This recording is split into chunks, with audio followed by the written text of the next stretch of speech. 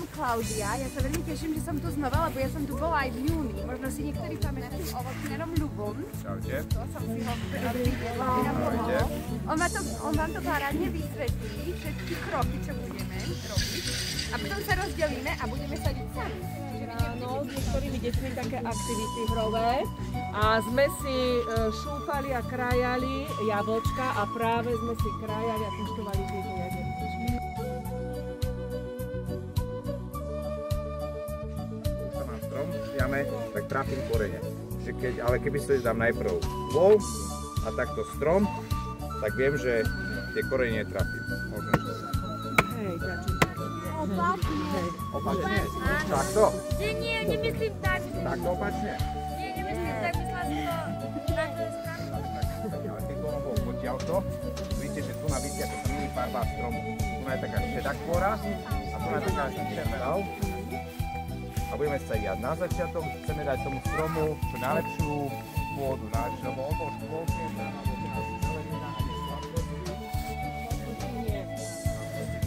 dáme trošku kompostu. Poprosím niekoho, aby mi držal stôl, aby sa mi nechýbal.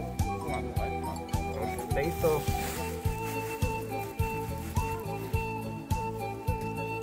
Tak tam ste nepokli do stromu.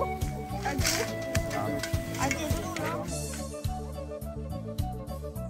to nemuseli polievať každý deň, alebo každý týždeň, tak robíme také čosi, čo sa volá, že zálievková miska. Takúto misku, pozrite sa takto. Využijem aj tieto trny, čo sme si tu dali na bok. Tie dáme takto a budeme ich dávať trávou nadol. Áno, môžete takto. A keď tu je zajačik, alebo nejaký iný hlodavec, nejaká myška, nejaký ryzec, takto neohryzie. To len takto, to je na pár rokov, keď bude strom takýto veľký ako tamten, tak verím, ale nebude ho jesť. Máme takéto, tak príjme oveľa, tak dáme takéto väčšie pletivko. A robím to tak vždy, že pozrite sa, že chytím to pletivo, dám sa ho takto pozadu a tu mám takéto fúziky. Takéto a točím a zavriem to. A vždy tak, aby toto špicaté smerovalo dovnútra a nevonku, aby sa nezranila srnka, školník alebo ani pomleté, veľké, staré stromy, listnaté.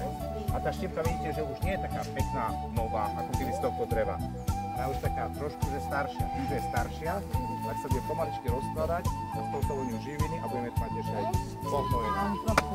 Ale pozri, ako to je. To je semenáč jablka. Potom sa do neho naštiepí. Tak.